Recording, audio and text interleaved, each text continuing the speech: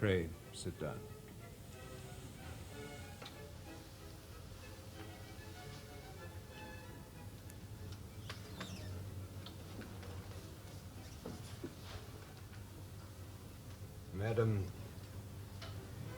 Madam, between you and me there can be no friendship.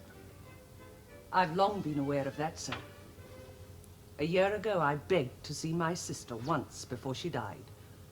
When this was denied me, it was clear that you and she were implacable. There's no need for us to dwell on the past. Oh, I speak only because tonight you took my hand and embraced me before all the world. This was simply because... Policy, not affection, I know. You've seen these last months how people flock about me to pay their court. I am not flattered either by these courtesies or by yours. No, sir, I have no illusions. 'Tis your interest now, as it is theirs, to look upon me as your sister and heir to the throne. I'm glad to find you so perceptive, but a little surprised. Oh, some things are obvious, even to fools. And you forget, sir, if I am not clever, I have friends that are. Yes, let's not forget about them. Well, madam, I'll speak plain with you. The English have no love for me, and I have no love for them. I am their king simply because they hate popery. For my part, I took the crown to prevent England from falling into the hands of France. If Louis and your father had their way, the Netherlands would be destroyed tomorrow. Rubbed out from the map.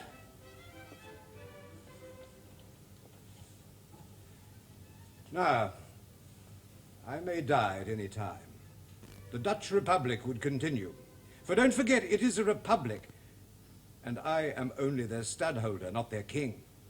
But England, if my work is not to be broken into pieces, the Protestant succession must be assured. You, madam, and your son, Gloucester. The English must know you and accept you, as they once accepted and loved your sister. Very well, sir. What am I to do? First, you are to live at St. James's Palace, where you'll be given all honors deserved by you. You will be at court, often, particularly when I'm away. Oh, you find the air at Windsor most healthy. My son does well there. Then keep him there as long as you desire. But soon now he must be taken out of the care of women. He must have a governor, a man I can trust, and able tutors, for he has much hard work ahead of him. Oh, sir, he's but 7 years old and delicate. At 7, madam, I was the same. At 16, I commanded an army. I think his spirit is equal to yours. Well? But, Well, we must care for him. We'll delay it a year or two. But meanwhile, he shall have the garter. Will that please him? Oh, it will, sir. And I would thank you, only... You judge it to be a question of policy that all Europe should know who is the heir to England. And so it is. There's one more thing. Yes? The matter of the Queen's jewels. A few small pieces I shall keep, but the rest will now be yours. Oh, no. No, that I can't. You shall do as I bid you. This is For me neither to sentiment nor generosity. More than anything else, these jewels signify your state and my recognition of it. You shall wear them in public. And if your conscience vexes you, madam, pray indulge it in private. Very well, sir. Is there anything else? Only this. While I am overseas, Lords Justices shall be appointed to rule in my name. You shall have no part in the government. I desire none. So. Then, let us rejoin the company. We will rejoice to see our so perfect reconciliation.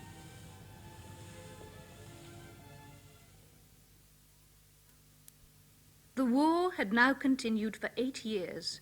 Both the French and the Allies were become weary of it and willing to make peace, and this they did at Ryswick, but only after much hard bargaining. The Dutch and the English had little benefit, save that William was acknowledged by Louis to be the rightful King of England. Though the House of Commons, as soon as the peace was signed, began to use him with much contempt. Their great man now was Robert Harley, who, from being a Whig and a dissenter, had turned Tory and churchman for the sake of his own advancement. The ministry informs us there is still need for a standing army. You will ask, as I have done, what is to be its purpose?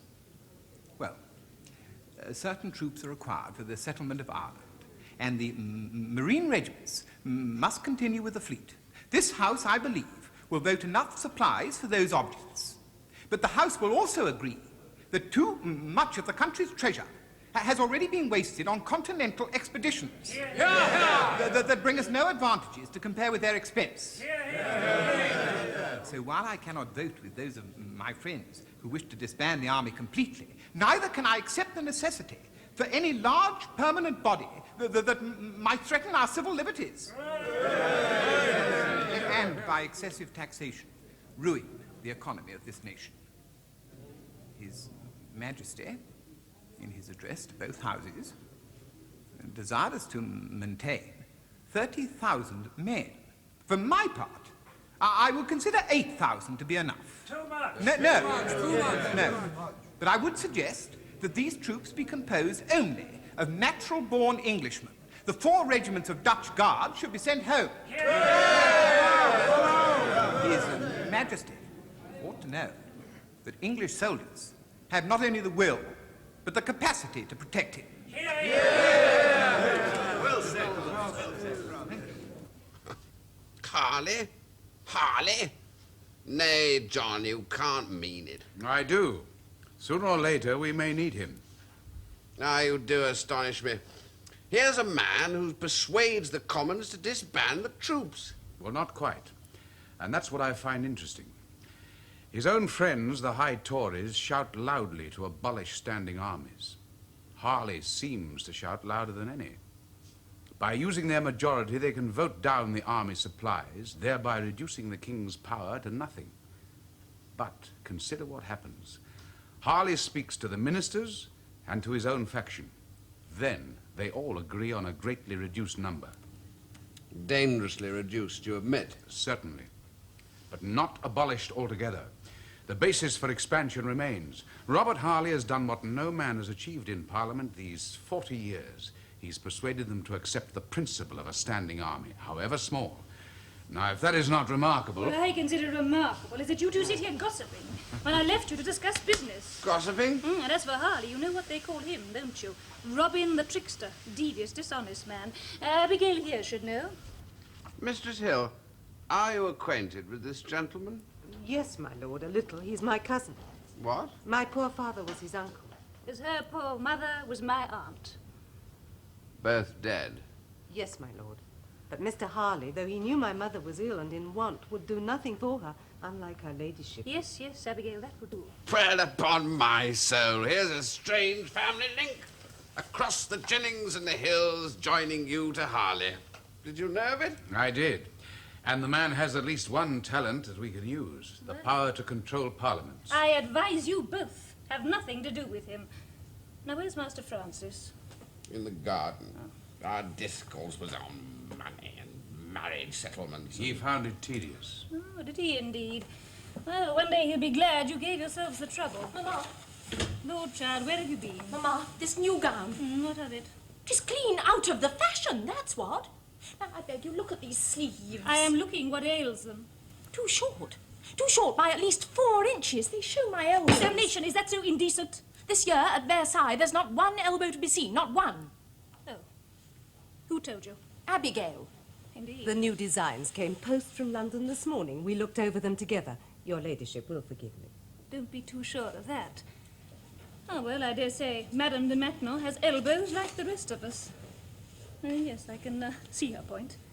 Harriet, meanwhile, a young gentleman awaits you in the garden, and I'll wager he cares not a groat about sleeves, long or short. Pray attend to Abigail. But still, no need to play the dragon too closely. I think we might find something better for Abigail. She deserves advancement. Oh, there's a letter for you, John. And one for me from the Princess Anne. How does she? Well, she says except for bad gout in the knees.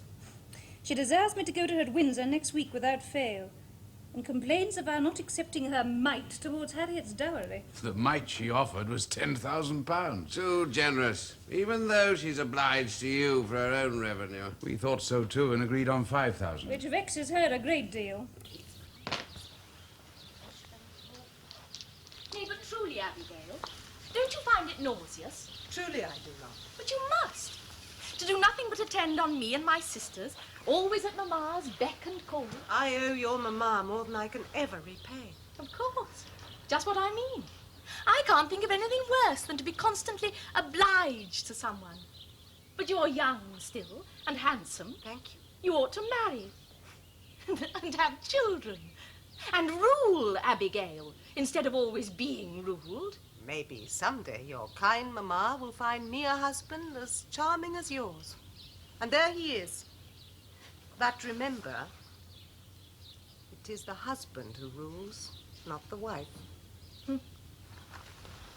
Ladies, your servant.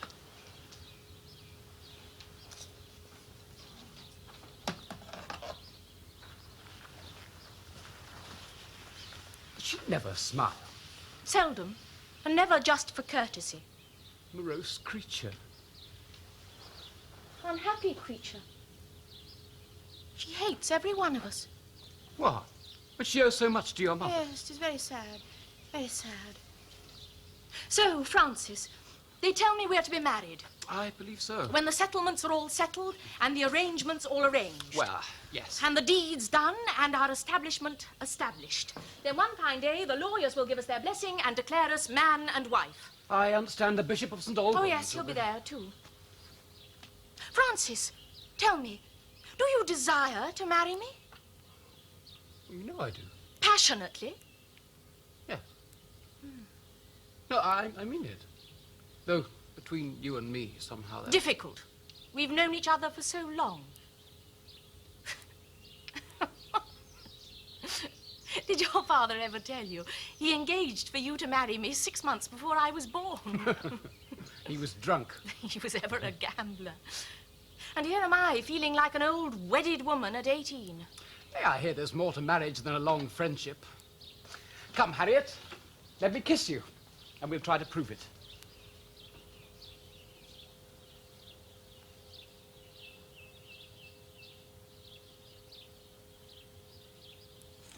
Well, now, that's all agreed. They shall live here and be comfortable, at least for the time being. Better here than anywhere. But are you sure? I insist upon it. John, what's amiss? Shrewsbury swore this would happen, and I know he's pressed hard for it. Here's a letter from the Lord Chamberlain. I'm commanded to Hampton Court for a private audience with the King. Yes. Well, these are happy men. They ought to be. Why, sir? Because they can see an end to their work. They know that when it's done, it's good work. It will endure. A happy man who can say that. You won't change your mind. With deep regret, sir, no. For one thing, my health is not good. Mine is hardly perfect. But you have the duty and also the desire to govern. I have neither, so I beg you to excuse me. But your advice remains the same. The same, sir. You once spoke of my capacity to serve you if I had the will. Well, there's a man in there who has the will and 5 times the ability. Sunderland agrees with me in this. And God knows that seldom happens. I'm obliged.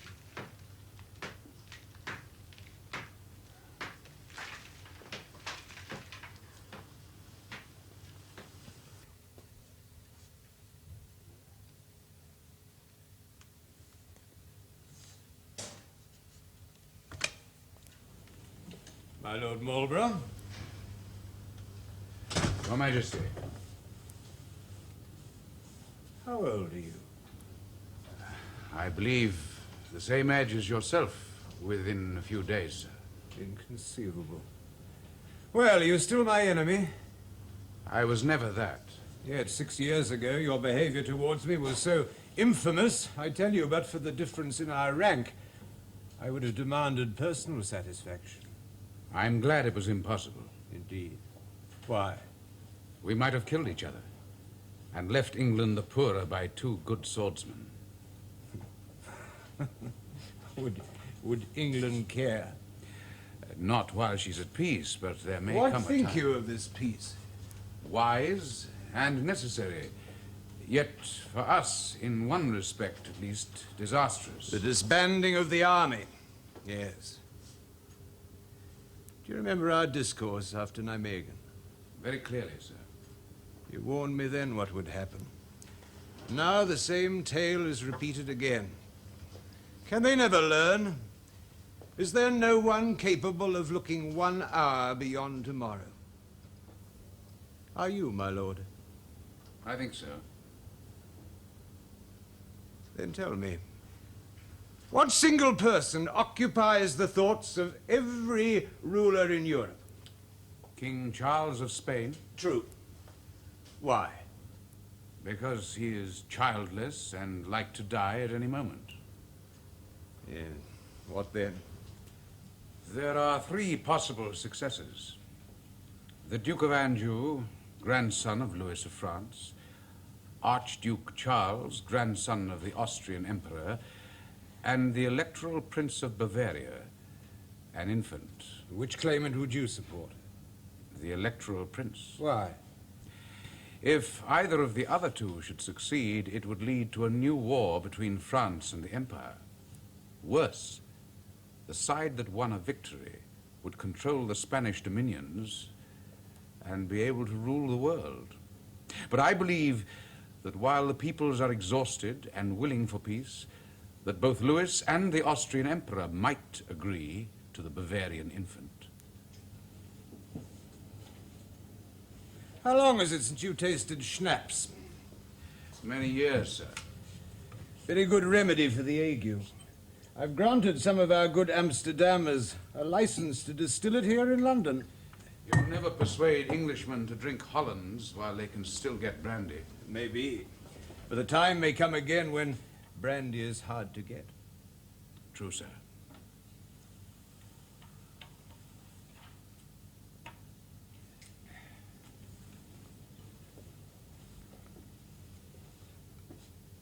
My lord, I've come to a decision. But first I must tell you something so private that only 3 people in England know of it. And you trust me to be Oh, the I 4th? trust no man completely, but our interests, yours and mine, grow closer every day. As you know, my whole life has been spent in the opposition of France. Now, since the peace, Louis and I are agreed together on the Spanish succession. The Electoral Prince? The King of Spain will sign a will in his favor. Has the Austrian Emperor agreed? He knows nothing. What? When the will is published and our treaty known, he must accept or risk another war. He'll accept, and then the balance of power is assured. Your appraisal as well as mine, my lord. Sir, have you considered Parliament? It's my prerogative to make treaties. If they refuse me an army, I must ensure peace as best I can. Nevertheless. And if they reject my treaty, I still have one course open to me. I can leave this country forever, give up this crown which I never desired. Would you do that, sir? If needs be. I've often longed for my release. But that brings me to the decision I mentioned. More schnapps. I think you know.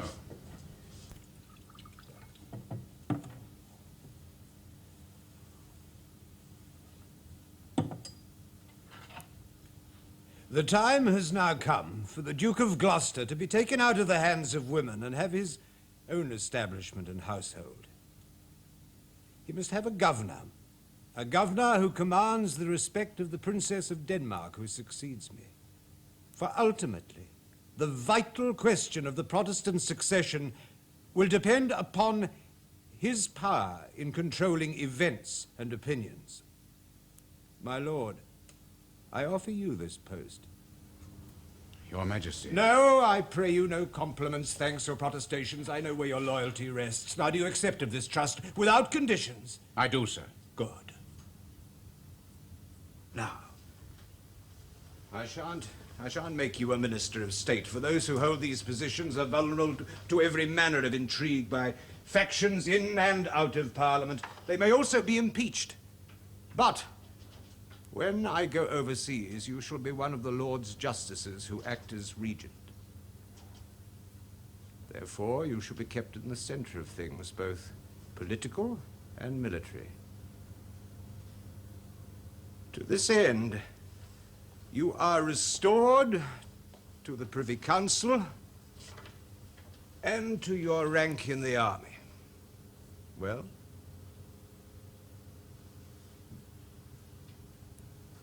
You're looking at the future. Your Majesty desired no gratitude. None. I am deeply grateful nonetheless. As for the future, yes, sir, I am looking at it. If I did not, this appointment would seem to be merely a gracious act of royal forgiveness for past infamies. Go on, continue. Well, and speak plain. I pray God that your work for peace in Europe may succeed, but it may fail.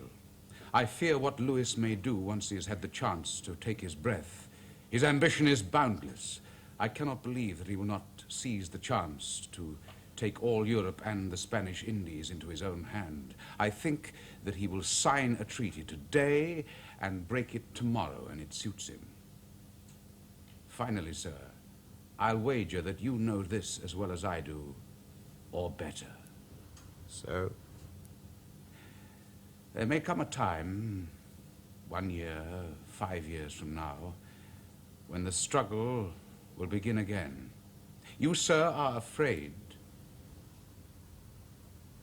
No man has ever said that before. Honorably afraid that you may be unfit to carry so grievous a burden. In that event, your life's work would be destroyed. So you look for a man who can take up the task. You place him at a point in the battle order where he may instantly seize control in emergency. But, like a prudent general, you deprive him of the power to launch into battle without your own direct command. Do I read your mind correctly, sir?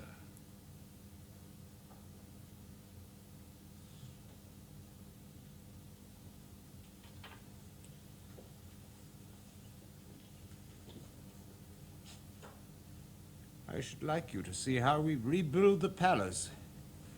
This work at least will be preserved. When and where? A week since, Your Majesty, at Munich. How did he die? Very suddenly. The cause of it has not been announced. I question whether it will be. Monsieur de Tallard. Your Majesty. How soon can you leave for England? At once, sir. Good. There will be a letter for the king. I have just been informed that the Prince of Bavaria is dead. And that means one claimant the less.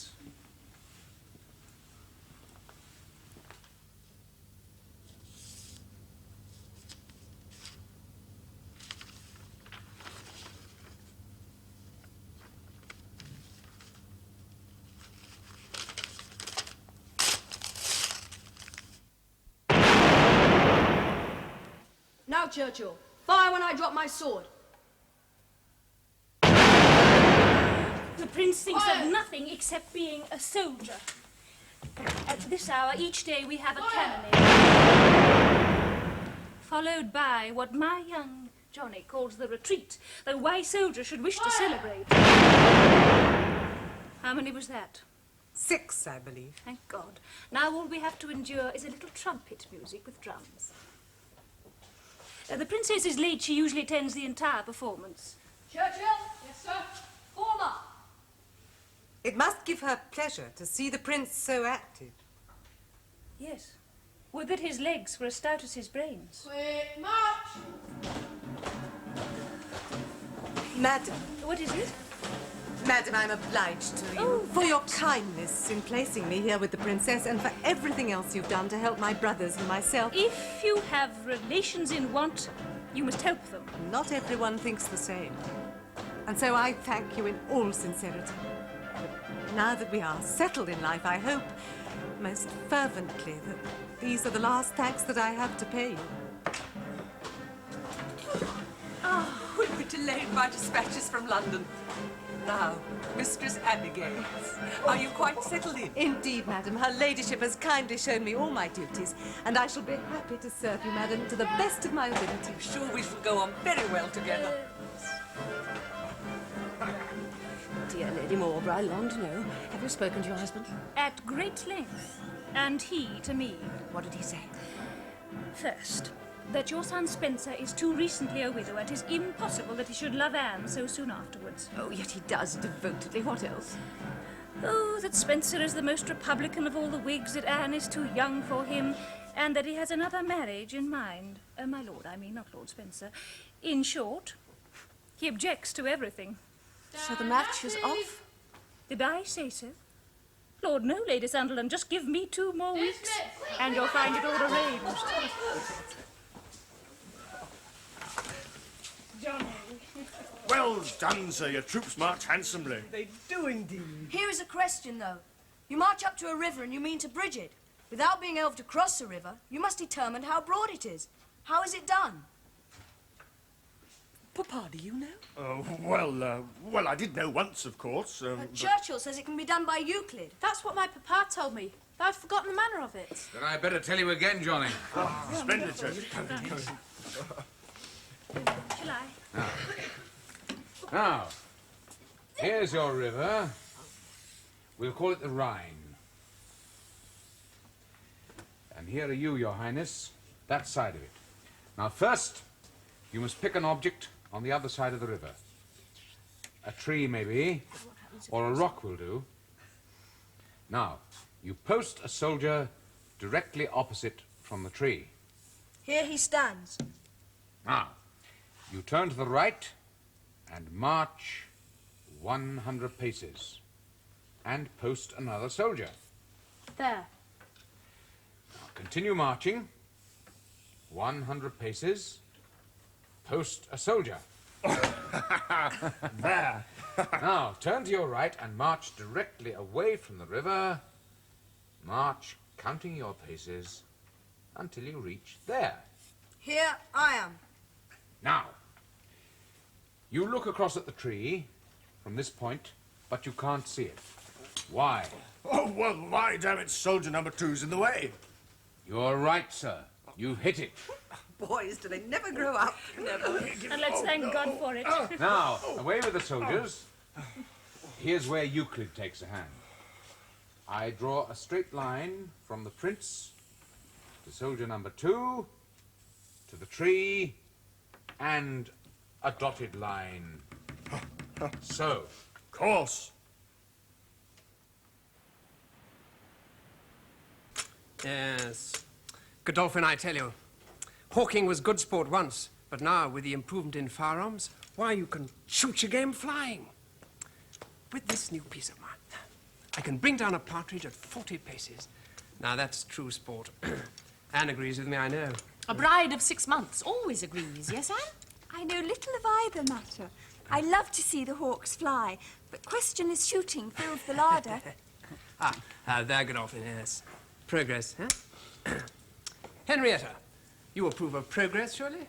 I approve of a good plump partridge to my dinner, and I care not what killed it, so long as it wasn't old age. Well, put away your fowling piece, Spencer. It's still falconry for me, the pastime of kings. Kings? This nation has suffered too long from kings and their pastimes. I'd abolish them, root and branch. Now look over there. Your father, Godolphin, and mine. All their lives they've served kings. What good has it done them? Well, I can't answer for yours. Haven't heard mine complain much. Except, of course, when he resigns office, or threatens to. Once a month and twice in Lent. And as for In my God's father... name! What does that man here? Did not your papa tell you he was invited? He did not, because he knew if he had, I should not be here to meet him. Now, Mr. Harley, these are our young folk. I think you know my son, Lord Spencer. Indeed, we have crossed swords more than once in the Commons. Your servant, sir. And my new daughter, Anne. I wish you very happy, madam. Lady Henrietta Godolphin and her husband, Francis. I'm told you two have a family already. We have, sir. A son and a daughter. William and Harriet. Fashionable name, William. But Harriet is enchanting. How old are these children? Well, I've done what the king asked me to do. He's here. I'm much flattered to be here. Give us but 3 days together and we'll find a working arrangement. It must not be known that I'm concerned, especially if there's to be a dissolution. Excuse me. My dear soul, what is it? This. My lord and I must leave at once for Windsor. The Duke of Gloucester is grievously ill. He's not expected to live.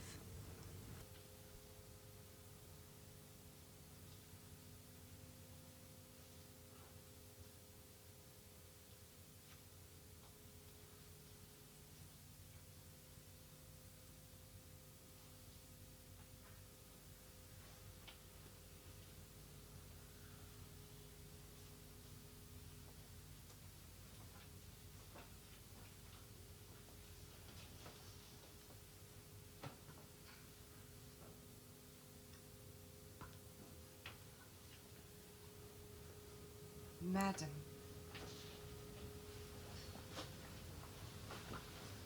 Madam, you should not be here. I pray you, go back to bed. No. But you must.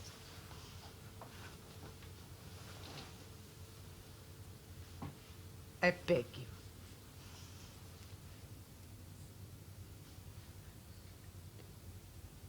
You are such a good boy. Such a very good boy.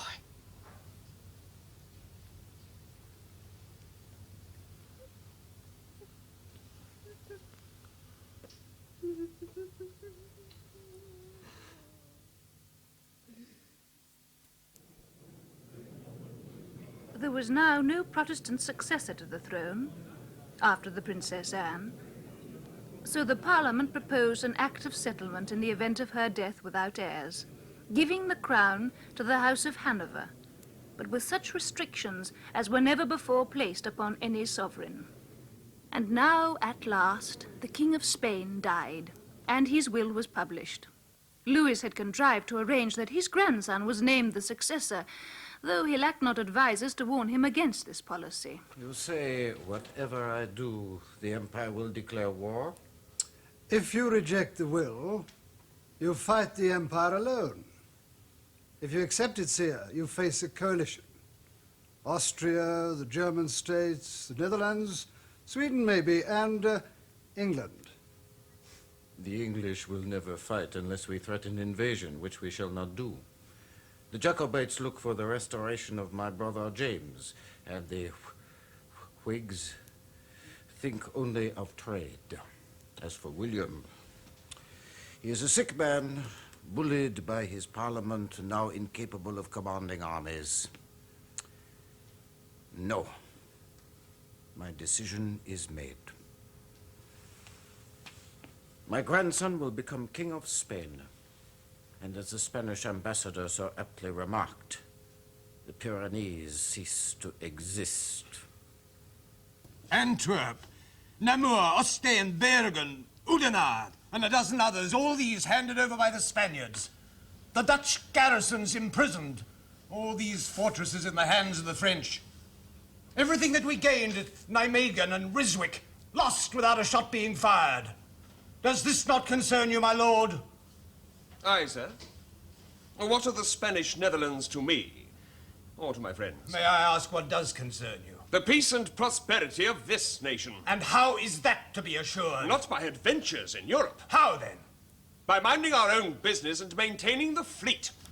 For that, sir, you shall have ample revenue. May I speak, sir? My lord, your politics are out of date. What? Mr. Harley will confirm me in that. The Commons, Tories and Whigs, agree to His Majesty seeking allies in Europe. And I assure you the Lords will concur. We shall recommend that 10,000 men be made available in Holland. Well, damnation, Harley! You're one of us. I was, my lord. But like most of the people of England, I begin to face reality. It was my hope, Rochester, that as a loyal and valued servant of the Crown, you would help me in this crisis. Now, will you? No, sir, with respect, I will not. I'll be damned first. Then be damned! Goodbye, my lord.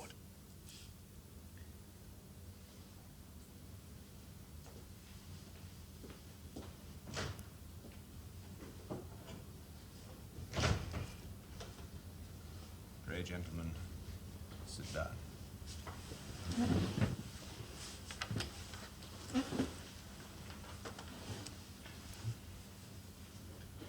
Lord Marlborough and I leave for The Hague on July the 1st. While we are away, it is my desire that you both remain in close touch with him, not with me. His appointments are first, Commander-in-Chief of the English forces, and second, Ambassador Extraordinary to the United Provinces. His duty will be to avert war with France. If that fails, he will make a new alliance between England, Holland, and the Empire and draw in Prussia, Denmark, and any other states that might be induced to join. He has the power to conclude such treaties without reference to me or to Parliament. You, gentlemen, and I will advise him at his request. Further, he is to prepare and equip the army for a possible autumn campaign, and certainly for a spring campaign next year.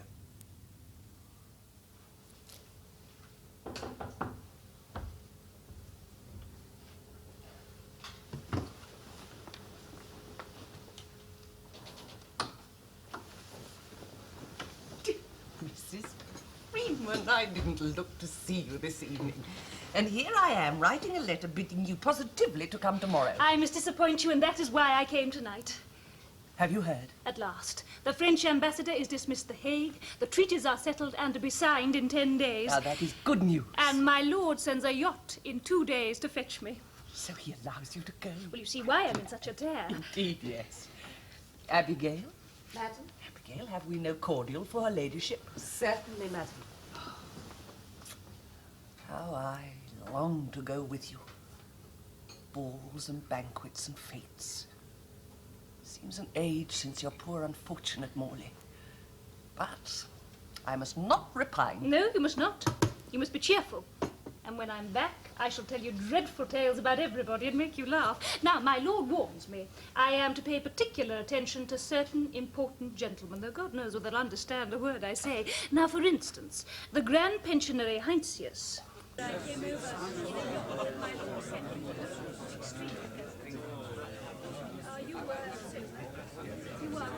Gentlemen, my wife is here and desires to be presented to you. I shall be honored, my lord. As I shall. Wait, here's this giant of a man. He's out to here. Bright blue coat, gold braid everywhere, with red whiskers. We assumed him to be a Polish admiral. Well, I have no languages save my own. Yeah, nor I, but Cardinal here has 4 at least. None of them Polish, so I tried each one in turn: French, High Dutch, Spanish, Italian. How many of you were drunk? Oh, we were all drunk. Including red whiskers. He paid strict attention for 5 minutes. Oh, he was foxed, though, you could see that. And then suddenly he roars out, "God's blood, gentlemen, does nobody here speak English?" Well, at last we discovered him. May I present my wife, His Excellency Count Wratislaw, His High Mightiness, the Grand Pensionary, and these are members of my staff, General Cadogan, Mr. de Cardonnel, and Colonel Churchill.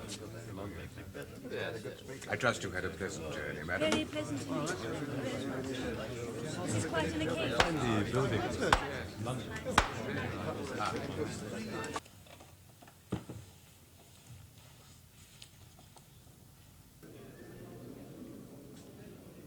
My lords, I come from a meeting of the Privy Council to bring you grievous news.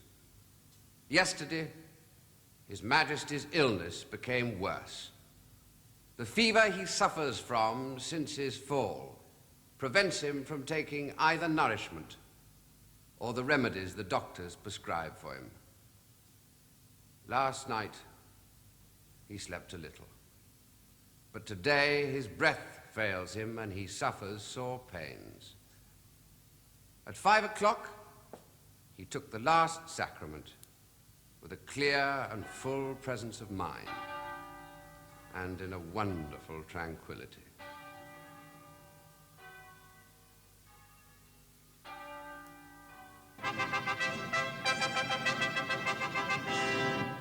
Whereas it has pleased Almighty God to call to his mercy our late Sovereign Lord, King William III of blessed memory, by whose decease the imperial crowns of England, Scotland, France, and Ireland are solely and rightfully come to the high and mighty Princess Anne of Denmark.